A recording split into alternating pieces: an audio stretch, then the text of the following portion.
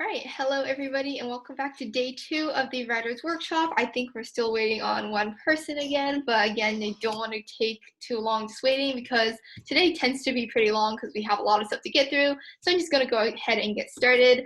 So as you can see by the slide today, we are talking about literary techniques, or basically writing techniques. I'm already getting too far ahead. But yeah, today we're basically talking about writing techniques, which I kind of talked about at the end of yesterday, if you guys still remember. So my example was that when I was your guys' age, I kept a journal. In fact, I have one like right next to me. This is my bullet journal. When I was your guys' age, I kept a journal. My mom kind of made me keep a journal.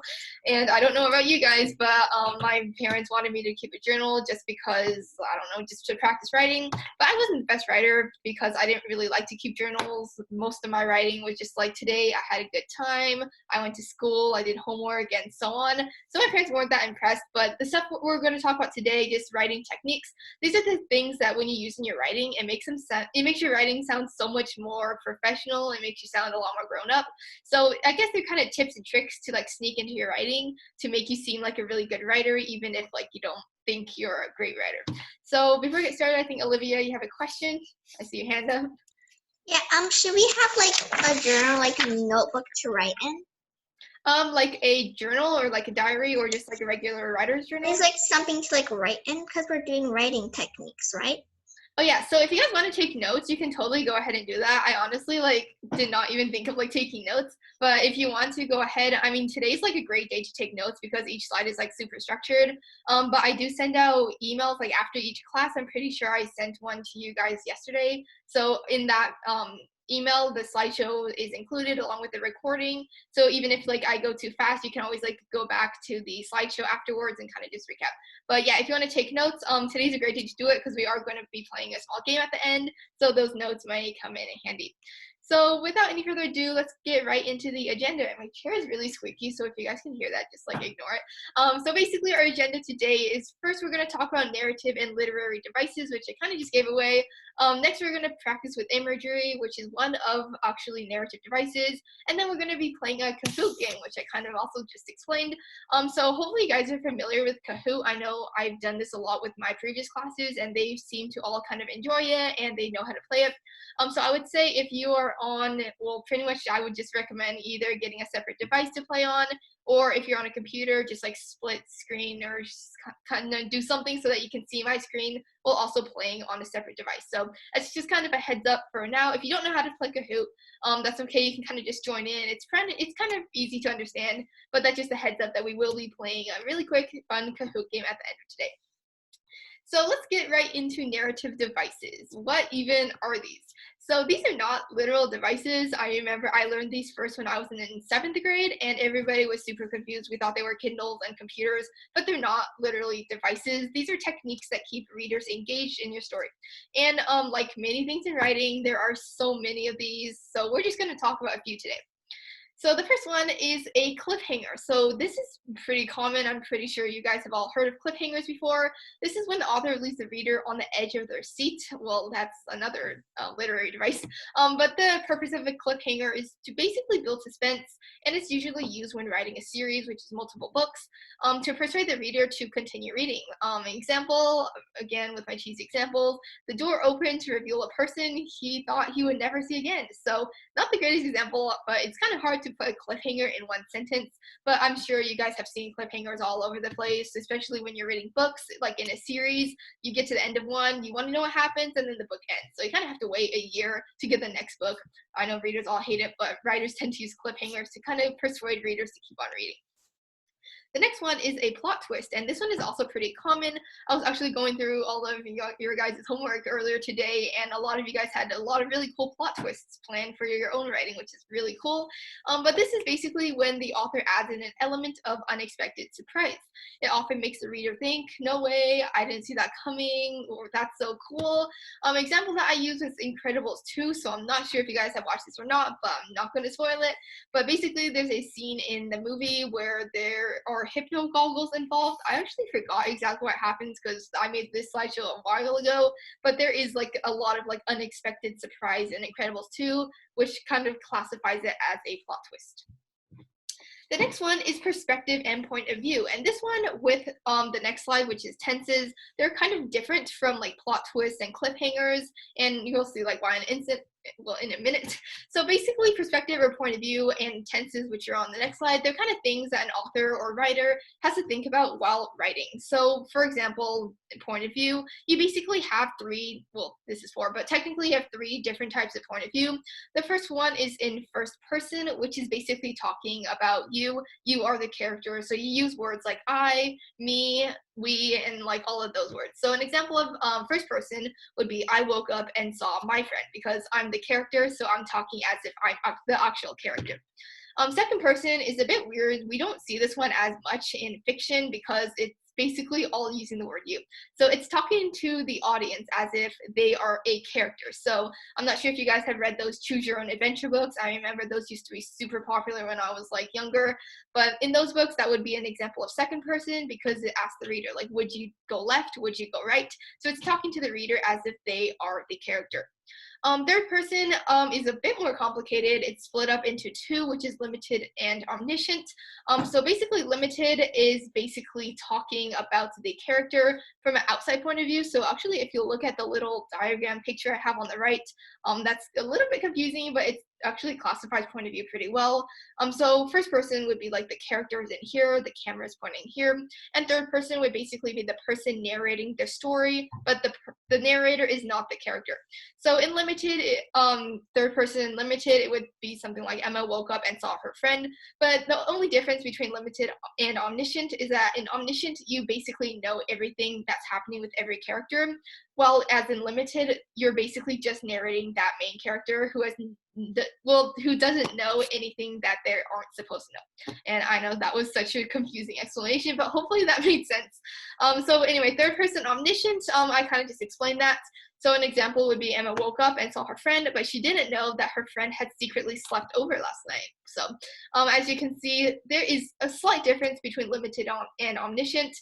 In omniscient, just remember that you're narrating the story that your characters don't necessarily know because they haven't experienced it yet. So the next one is tenses. So this one, like the one that we just did, point of view, are a little bit different, but tenses actually are a lot easier to understand, which is great. So like point of view, there's three main types of tenses, which is past, present, and future.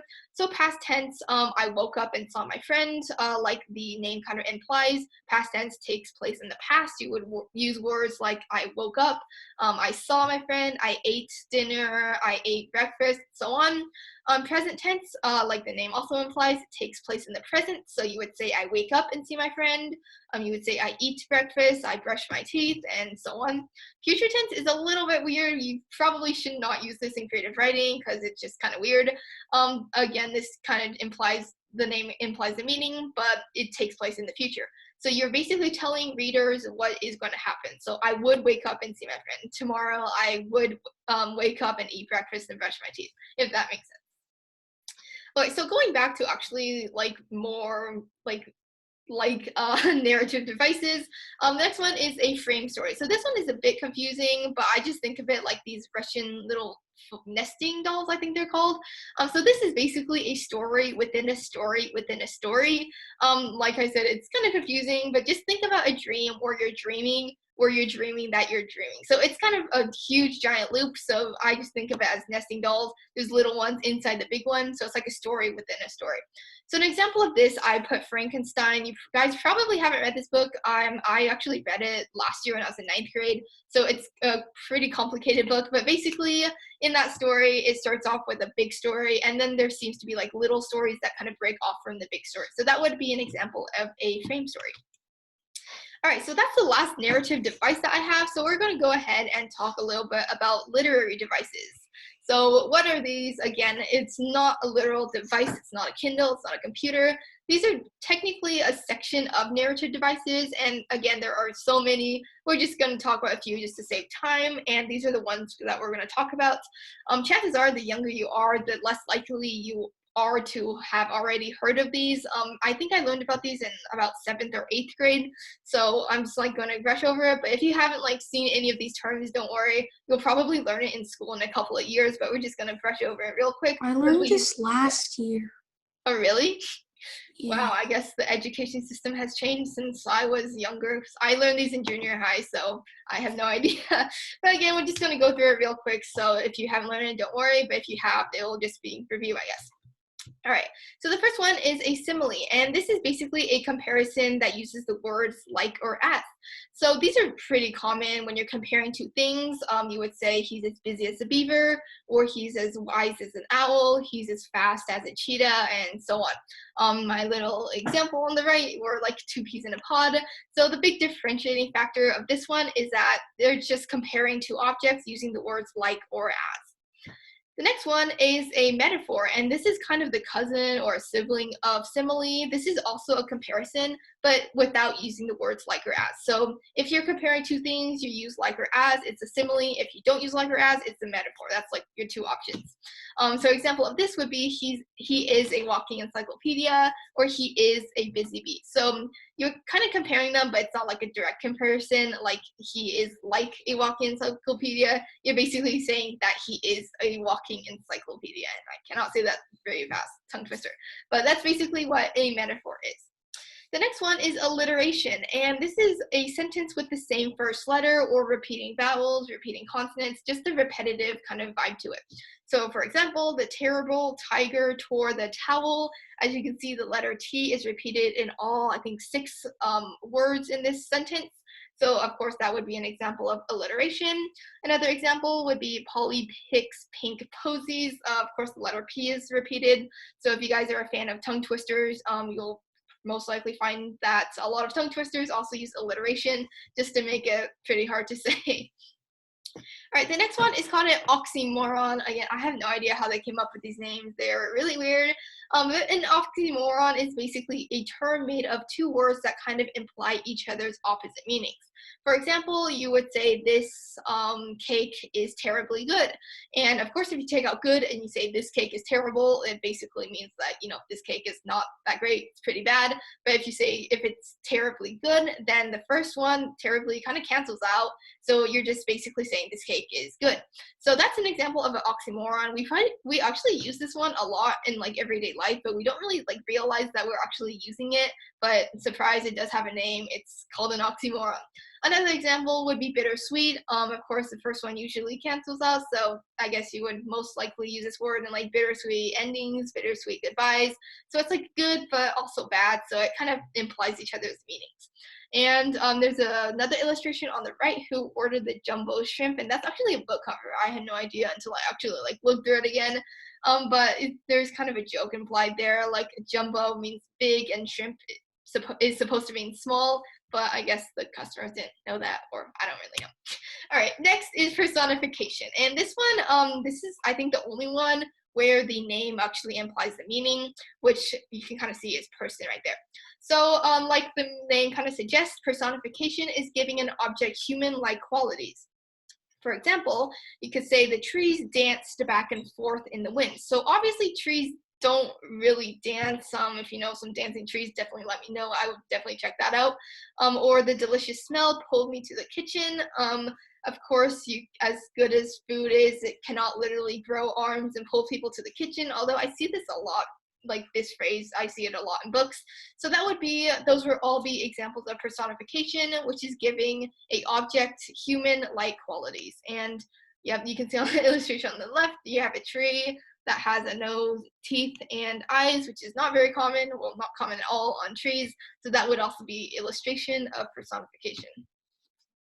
All right, so the next one is imagery, and we're actually going to come back to this at the end just because there's so much to learn about imagery, and I feel like this is like the most important one, so we're just going to like go through it real quick right now. So imagery is basically using vivid descriptions to describe events in your writing. So basically the 5 senses, you know, you have smell, hear, taste, see, and touch. And an example of this, well, there's so many examples, but it's basically descriptive writing. So you would say, I see a full moon in a black sky. If you're describing how like red something is, you could say it's red like a ruby, like a red rose, or something like that. So basically just using descriptive language, using a lot of fancy words, if you will, to describe everything that your 5 senses kind of feel. So again, we're going to come back to that, and we're actually going to do some imagery practice as a class. So like we are going to like revisit that later on. All right, the next one is Onomatopoeia, and this one wins the award for the weirdest name. It took me forever to, figure out how to say it, but like the name also kind of suggests the meaning is kind of like the name, I guess. And this is the sound effect used in writing. So, for example, the door burst open with a clank. I kind of italicized the onomatopoeia examples in here. Or the owl hooted in the tree. If you are a fan of like action movies or action books, you'll see a lot of sound effects in there, like the door creaked open, he blew up the explosion with a bang, a lot of that stuff, like pow. You can see all the examples and sound effects. Those are basically all fall under this category of onomatopoeia. So the last one I believe that we're going to talk about is hyperbole, and this is not pronounced hyperbole, although I know a lot of people like to pronounce it that way for some reason. It's pronounced hyperbole, and this is basically an extreme exaggeration. It's often used to emphasize a point. For example, he's as skinny as a toothpick. In this, he's obviously not as skinny as a toothpick, or else that would be kind of hard to, stay alive.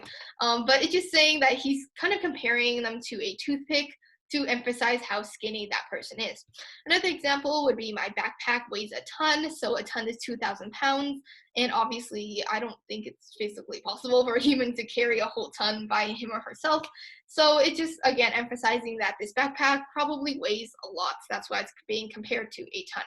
And I'm not sure if anybody caught this or not, but there is some similes going on in here as well. It's totally possible for two literary devices to be combined in one.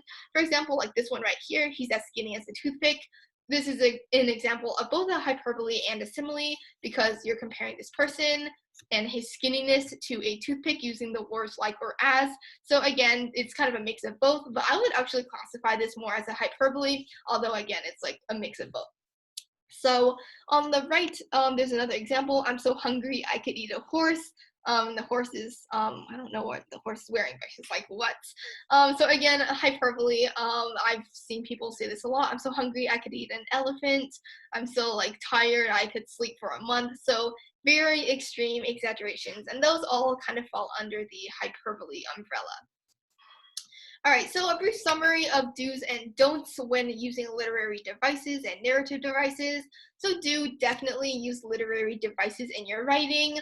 Again, this is kind of the stuff that, I guess, think of it like as a writing toolbox. These are all the mini, imaginary tools. You can use them in your writing, and they'll definitely like enhance it and make it seem like you actually know what you're writing. And it will definitely help with like describing things and basically making your writing sound more advanced. Don't change your tenses. I actually didn't talk about this like when I actually went through that slide, but both point of view and tenses, don't change them throughout the story. I think there's like one main exception that you do this, but it's kind of complicated. So when you're brainstorming a story, pick a tense. It either takes place in the past, present, or future, and keep that the same throughout the entire story.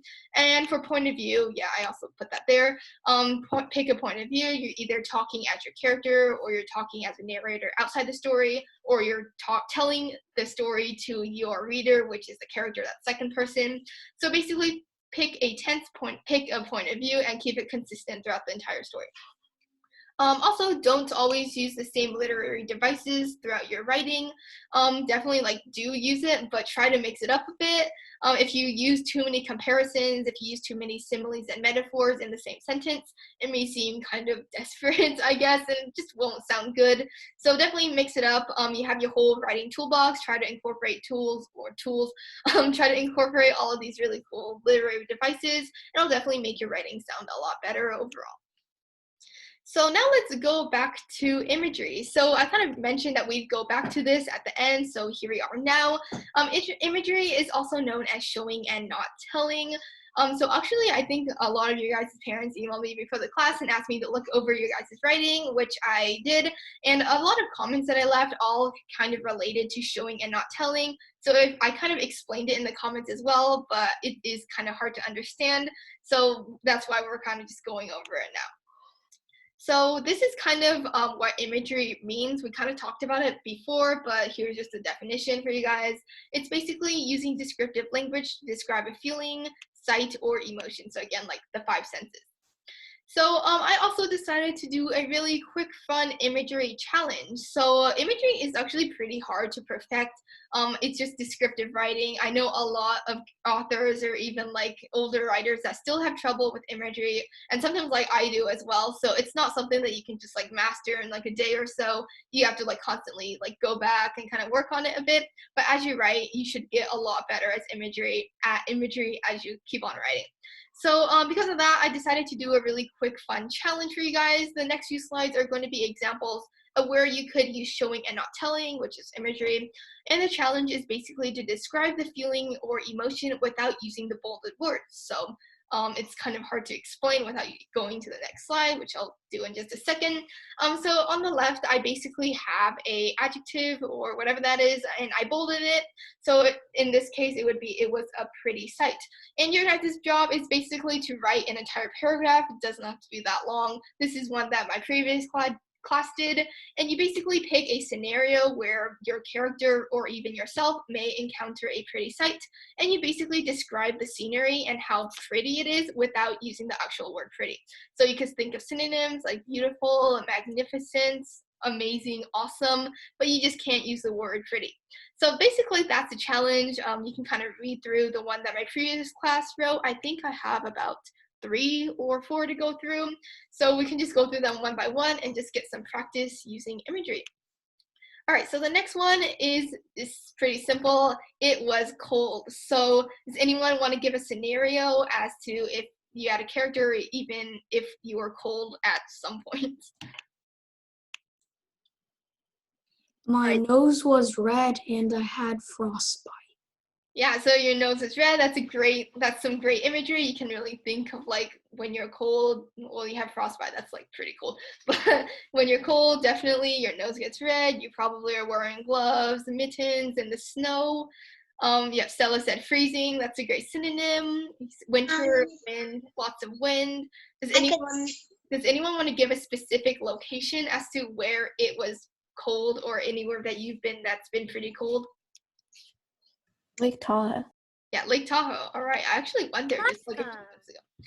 All right, so we picked a setting, which is Lake Tahoe. I know in the summer it's not actually that cold, but in the winter it's freezing. There's snow everywhere.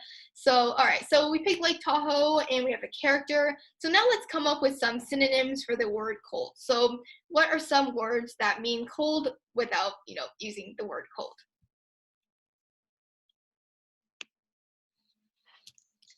I don't exactly have a word, but I kind of have a sentence. Oh yeah, go ahead. Like I could see my breath in the air. Yeah, that's great. I can see your breath in the air. Yeah, I remember I used to live in Victoria, Canada as well, and in the mornings it's freezing sometimes, and you can just go out and everything would be covered in snow. You could like breathe and see your breath. So I think that's a great starting point. So I'm just gonna write that down. It was cold. So I could say, I think Stella also gave the word freezing. So you could say the morning was freezing. And I'm just going to use the example of going to school because when I lived in Canada, I think I was about elementary. So most of my memories like that involve being cold were either on my way to school in the morning or either like going skiing or sledding. So I'm just going to use the example of going to school in the mornings, which I'm sure most of you guys can relate as well. So I'm just going to say the morning was freezing. As I stepped out of my warm house, I could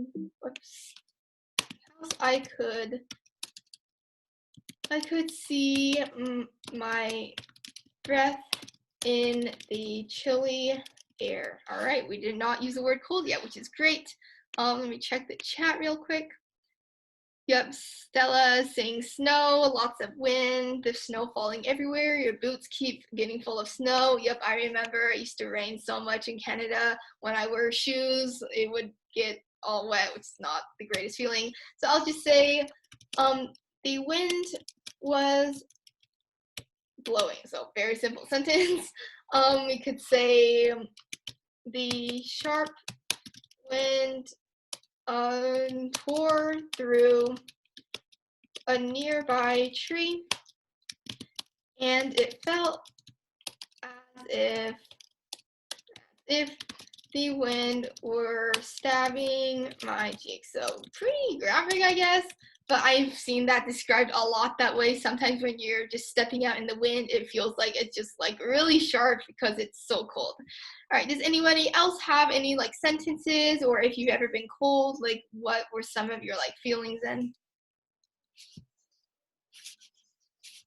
Maybe the air felt like damp and misty. Yeah, that's great. So you could say the air was damp and misty. You could say the air outside was damp and misty. All right, let me check the chat. All right, Stella says shivering. Yep, great. You could say, I let out a breath and grabbed my raincoat, snow coat. Well, I'll just say coat. It was freezing, and I was shivering in the cold. And check the chat again. My Zoom is being kind of weird today. Yeah, below 0 degrees. Yeah, I know Annie said where I live, it doesn't get that cold. Yeah, I know I live in California too, so it's usually pretty hot, but I've seen some snow when I was little and I used to live in Canada, so I have some experience with it being cold. So yeah, below 0 degrees, fur coat. My boots kept getting full of snow. So I think I'm just gonna like leave it like that. It's actually been so long since I've written imagery, but I think we did pretty well. So we have the word, which is cold, and then we have on the right our little paragraph that we wrote to describe the feeling, or not an emotion, but basically a sense. So we have the morning was freezing. As I stepped out of my warm home or house, I could see my breath in the chilly air. The wind was blowing. The sharp wind tore through a nearby tree, and it felt as if the wind were stabbing my cheek. The air outside was damp and misty. I let out a breath and grabbed my coat. It was freezing, and I was shivering. So it's probably not the best imagery. I can probably like go in and add so much more descriptions, such as like my boots were wet. I can't think of anything else on the top of my head right now, but I think it's a great start. We turned one word, which is cold, and basically wrote an entire paragraph around it. So I'm going to go to the next one, which is I am scared. So this is actually an emotion, which is a bit different from describing a sensation or feeling, but just as fun to write. All right. So this one is actually pretty fun. I've seen some really cool scenarios from my previous classes. So who wants to give an example of a character and a place where they may be scared?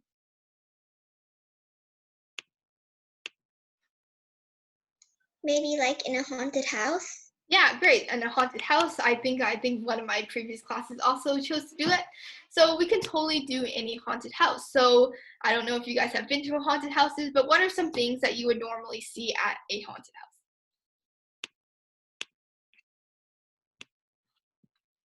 All right, in the chat, I have someone saying there's also bats flying. There are sometimes mice. Wow. Basically, it's pretty dark. Let's see, I accidentally just closed the chat again. Yeah, maybe some monsters. Yep, so basically just the generic haunted house things. So I'll just write in third person this time.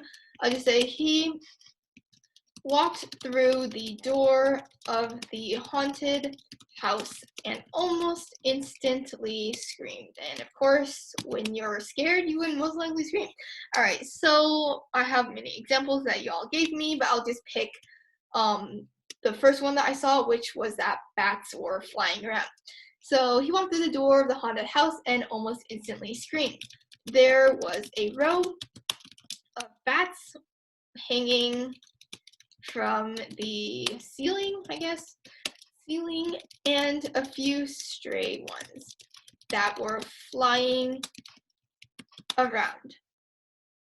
All right, my computer is frozen. All right, so we have bats. Let's check the chat again. All right, we have scraps of bones and skeletons under your feet. All right, we could totally use that too. He turned around to get the vision of the animals out of his head, but what awaited his sight was much worse. And I think you said skeletons at your feet, but I'm just gonna have a skeleton just like right in front of him, because at least for me that's more scary, just seeing a live skeleton. So we could say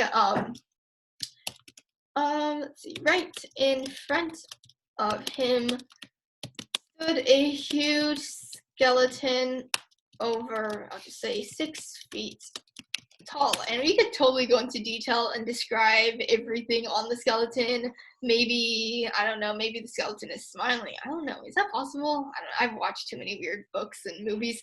Or maybe like the skeleton is super aged, or maybe the skeleton even has like a cat. Who knows? So you could totally go into detail, but we have some more options in the chat. So I'm just going to go on to the next one, which is, yeah, monsters. So we could say, he was deathly afraid of skeletons, so decided that he was done with the haunted house. As he turned and grabbed the door handle, a giant monster jumped out of the shadows. All right, does anybody want to describe a monster? Maybe he was like, Wait, sorry, say that again. maybe he was like large and furry and looked absolutely terrifying. Yeah, sure. We could say the monster had, okay, what color is the monster? I don't know.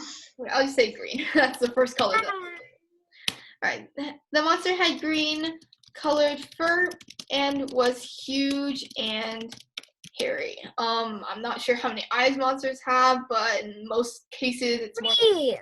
Okay, 3, sure. The monster also had 3 eyes. Gosh, 3 eyes that were, I guess, located on his forehead.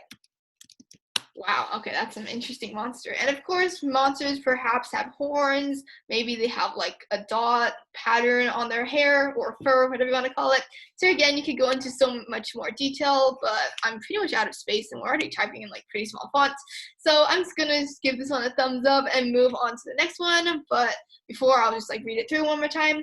So our bolded word was scared, and we basically chose to have this person take place in a haunted house, which is generally pretty scary. And then we described all the scenes that they could see in a haunted house. So we have, he walked through the door and almost instantly screamed. There were a row of bats hanging from the ceiling and a few stray ones that were also flying around. So not a fan of bats, so I would be scared too. He turned around to get the vision of the animals out of his head, but what awaited his sight was much worse. Right in front of him stood a huge skeleton over 6 feet tall. He was deathly afraid of skeletons, so he decided that he was pretty much done with the haunted house. But as he turned and grabbed the door handle, a giant monster jumped out of the shadows. The monster had green fur and was huge and hairy. The monster also had 3 eyes that were located on his forehead and potentially giant horns or maybe spikes, some wings, and so on.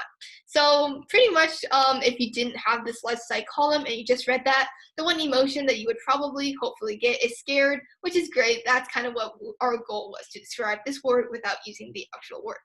All right, so the last one I have before we move on to our Kahoot game is I am excited. So we're ending on a happy party. Yep, okay, great. We have a birthday party. So, yeah, I mean, birthday parties are usually generally exciting. So before we actually get into writing, does anybody want to give some synonyms for excited, or some words that basically mean the same thing?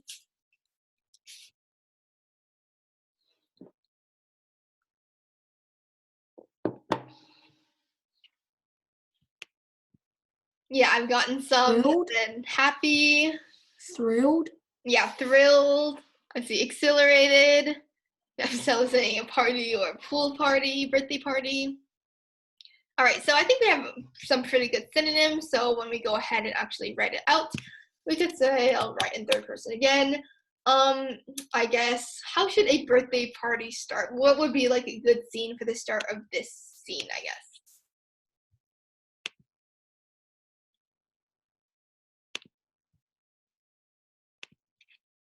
All right, so Everyone's running around. Yeah, everyone's running around. So I think the most exciting of a birthday party would probably be the reveal of the cake, or even just like seeing all the presents. So I'm just going to start with that opening scene. So I'll just say, she jumped up and down on her toes as the cake was brought in. All right, who wants to describe a cake? This one should be pretty fun.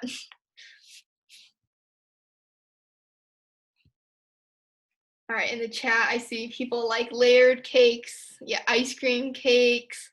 I see giant cakes with frosting, with gummy bears. Yeah, I actually really like ice cream cakes, so that's pretty fun. So I'm just gonna pick a giant, yeah, 16-foot tall cake. That is humongous, but sure, why not? Everything's possible in stories. So you could say a giant 16-foot tall cake was well, I already used the word brought in, was carried into the room by, let's say, 5 people. I mean, it's a giant cake, so you probably need a lot of people to carry it. All right, so we have a giant 16-foot tall cake was carried into the room by 5 people. All right, what are you guys' favorite cake flavors? Do you like chocolate, vanilla, strawberry cake? I don't know. Just give me any cake flavor. Maybe like banana or something. Ooh, banana cake. I love that. All right. All right, cool. We could go with banana because that's the first one I've heard. So you could say the cake was a light yellow, hence banana. Was light yellow, banana flavored delight with, I'm just gonna say, vanilla frosting. That sounds good. A banana cake with vanilla frosting. I would totally eat that. All right, so okay, this, I think, yeah, I use the word she. So how old is this character turning? Just give me a random number. Yep, I got 11. All right, I think someone said with gummy bears, so I'll just add that. Vanilla frosting and large gummy bears. How do you spell gummy bears? Gummy bears. All right, a large 11 stood on the very top layer and was decorated, I don't know, decorated with sparkles and glitter. All right, I don't know if you guys have seen like those little candle things that are also super decorated, but I guess that was the thing I was trying to describe. All right, so we basically described the cake, we described the candles, we described the flavor. So now let's get back to actually being excited. So when you're excited, what are some things that you might do?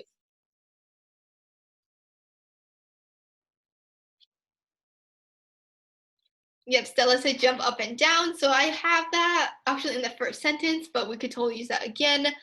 Yeah, run around. That's another great one we could use. All right, so we could say, as she opened her eyes, I will say, little siblings ran around, chattering happily. And I'm just going to go back to our synonyms because I almost used the word excited. All right, Stella said jumped into the pool. I guess if this is an outdoor party, you could totally do that. Yeah, if it's a pool party. All right, so we use run around, jumped up and down. I'm just going to use clapping. All around her, guests were also cheering and clapping. In the, I guess, also in the room. So in the room, a large piano stood. I guess they're singing happy birthday. Good, with people gathering around, starting to sing happy birthday. I'll just say, as she stood next to the cake with a smile, she felt a thrill of exhilaration.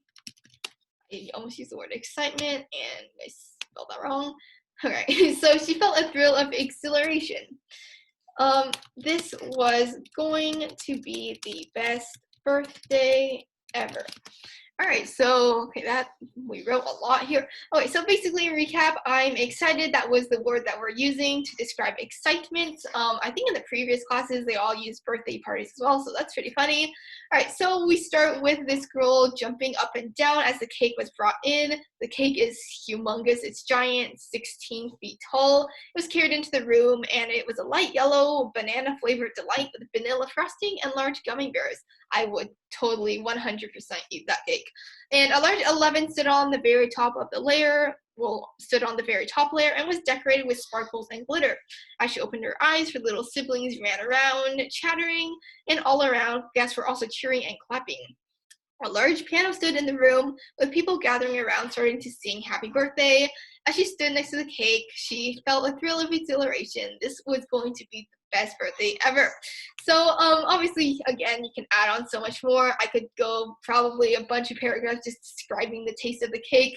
That actually sounds like pretty good right now since I'm getting hungry. It's almost dinner time. But anyways, we don't want to take too long. I think we have 20 minutes left, so we're just going to go ahead right into the Kahoot. But basically, before we do that, just a recap of imagery. Hopefully that activity, I guess, kind of helped you guys understand how to use descriptive language to describe like sensations or feelings or even emotions. So again, I'll send this PowerPoint out as an email so you can always reference it later. If you, for some reason, are writing about excitement, you could use a scene or something like that. And yep, still it says you can also be excited to go to your first sleepover. Yep, there's so many scenarios where you could be excited, but you can also use like imagery in all of those scenarios as well. All right, so I think the last thing we're doing today is this Kahoot game. So hopefully you guys are familiar with it. But basically either split your screen or use a different device.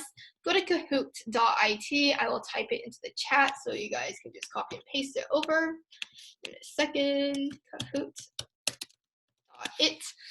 Okay, so it's in the chat, so you can just copy and paste that over if you need to, and then enter the game pin, and I'll put that up in a second. Explaining. Yeah. Questions? I don't know if I can do split screen because in my Zoom, like, I'm trying to do split screen, like, it's not working, kind of. All right. Is your Zoom like full screen? Yeah, mine's on full screen. I don't know how to do shrink it, or else I'm afraid I'll leave the meeting. I think you should be able to split it. Either. Like, shrink the screen. As long as you don't click and press the minus. Yeah, we can press the minus. Yeah, I'm not in full screen, so I'm not exactly sure. But if you want, maybe you could go ask your parents or even just use a separate device. Yeah, I don't think I see it in my screen. I'll go get my parents. Okay, it can help you with that.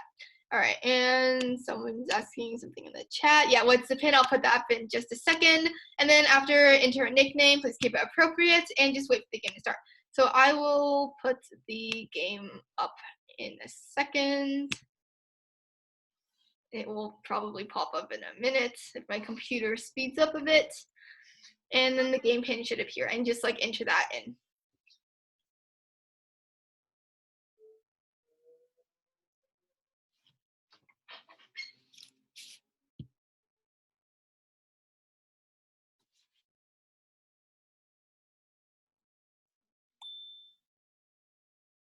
All right, so the game pin is 2232099. So I will also type that into the chat.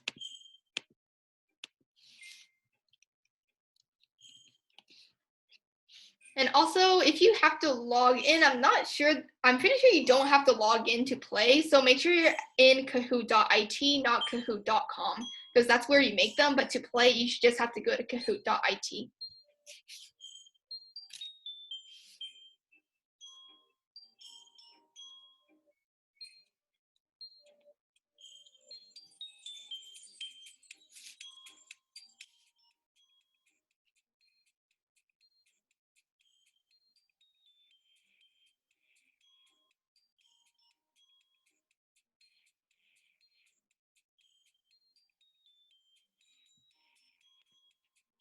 All right, so I'll wait another minute or so for everybody to get in, and then we can go ahead and get started.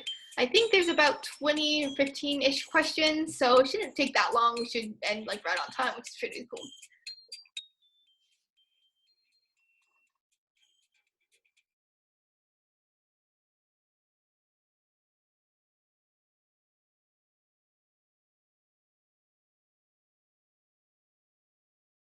Is my name okay? Yeah, that's fine.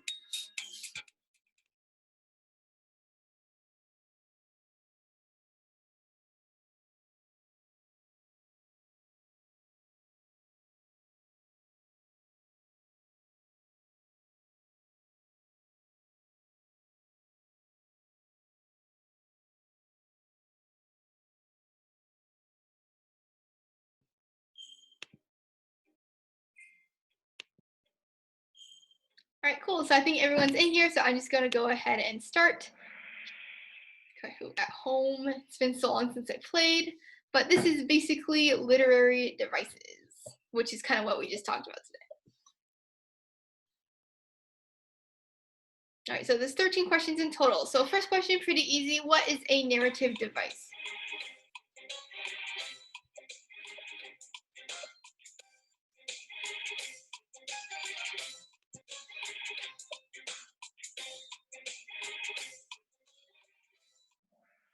All right, cool. So most of you got that right, which is awesome. So again, a narrative device, it's not a Kindle, it's not a book, it's not an actual device. These are techniques that keep readers engaged. All right, so we have Emma in first place, Stella Potato in second place, you have House in third place, Olivia in third or fourth, and Annie in fifth. So going on to question 2, which of the following is a simile? So if you took notes, these should be pretty helpful now.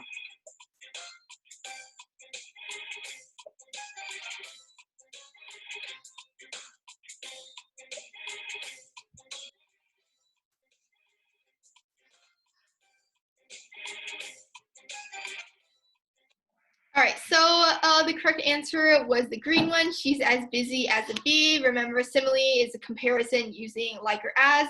So in this example, it's basically comparing this person, busyness, to a bee, which are kind of known to be busy. All right, going on to question number 3 out of 13. Which of the following is a metaphor?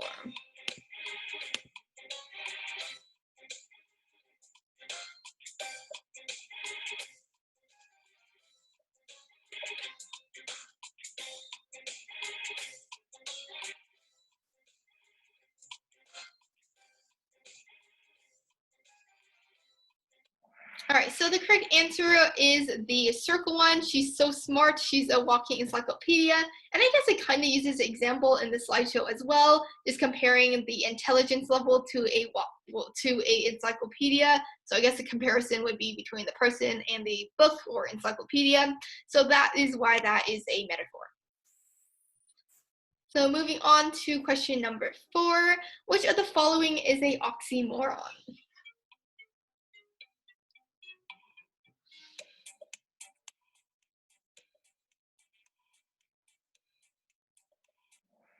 All right, so most of you got this one correct also, which is great.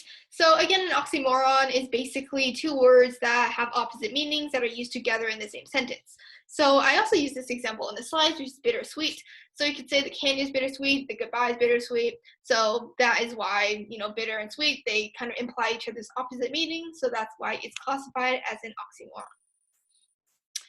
All right, so next question, 5 out of 13. Which of the following is a hyperbole?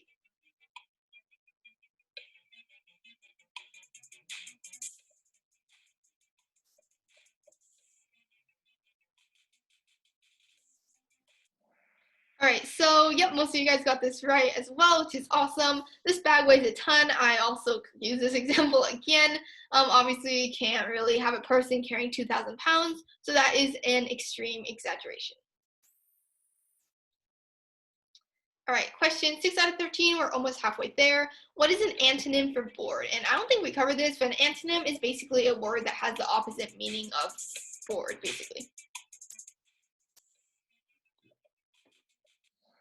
Yep, so these are both correct answers, which are amused and entertained. So you guys pretty much know what bored is. And again, an antonym is a word that basically means the opposite. So indecisive and tired both don't really have any relation to the word bored, whereas amused and entertained are kind of opposites of the word bored, which makes them antonyms. I accidentally did synonym. Yep, okay, this one is double points. Which of the following is a synonym for nice? So a synonym, opposite of an antonym, it's a word that has a similar meaning.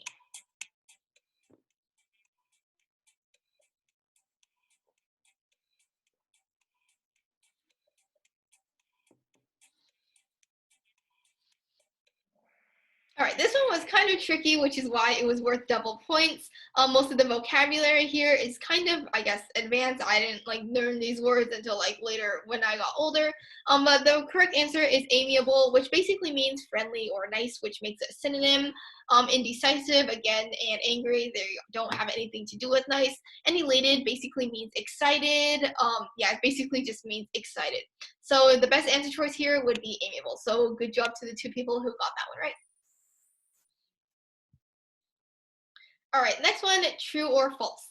The phrase, I woke up this morning with a headache, is written in third person point of view. Could you say that question again? The phrase, I woke up this morning with a headache, is written in third person point of view, and that's a true or false. All right, so this one is false. You can kind of just tell by the phrase, I woke up this morning, because you're talking about yourself, you're using the word I, so that would make it first person point of view. If you were talking in third person point of view, you would say, this character or this character's name woke up this morning with a headache. All right, cool. We're on question 9 out of 13. True or false? The phrase, once I was happy, is written in past tense.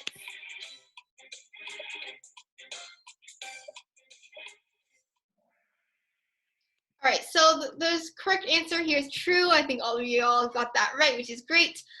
This was right here is kind of a giveaway. You know, was is in past tense, so that must mean the entire sentence is written in past tense. All right, cool. We're almost finished. And if Kahoot kicked you out, super sorry about that. I'm not too sure how that works. But I guess just like watch the remaining questions. All right, so this question is true or false. Imagery, a sound effect often used to show emphasis.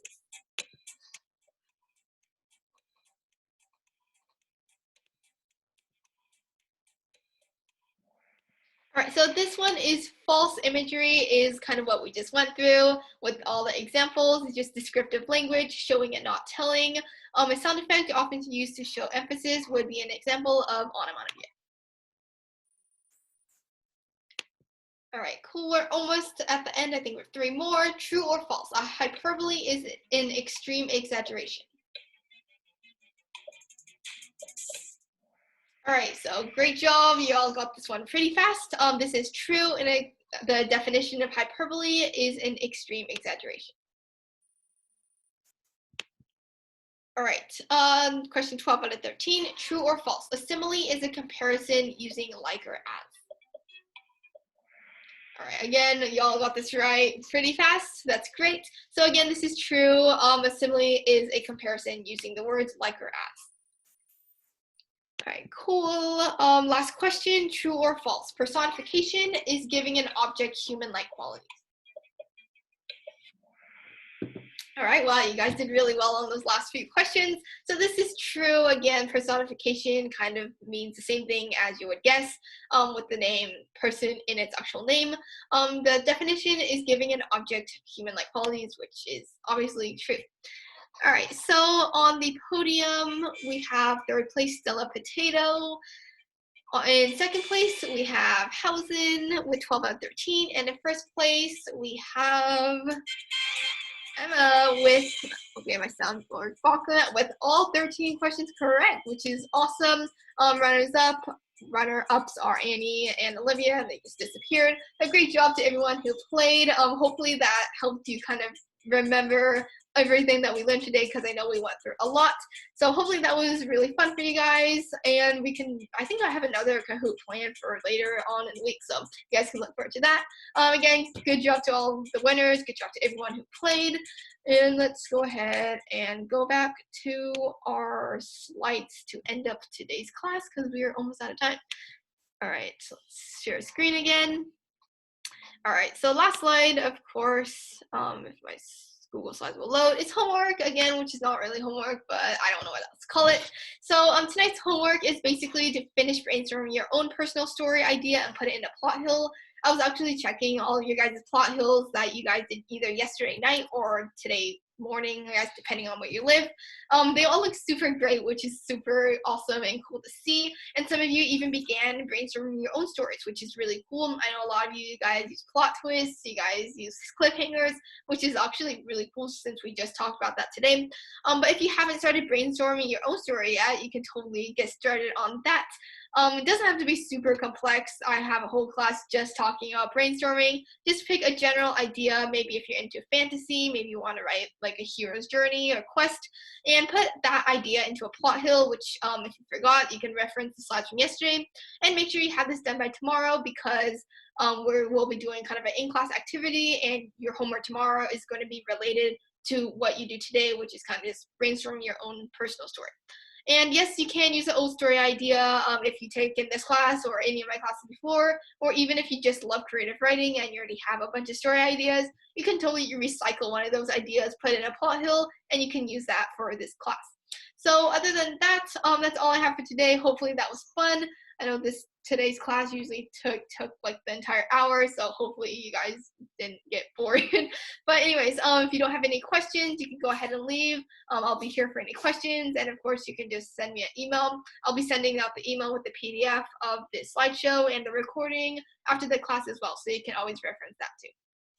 But other than that, I will see you guys tomorrow. Thank you. Yeah. Bye. Bye. I'll see you later.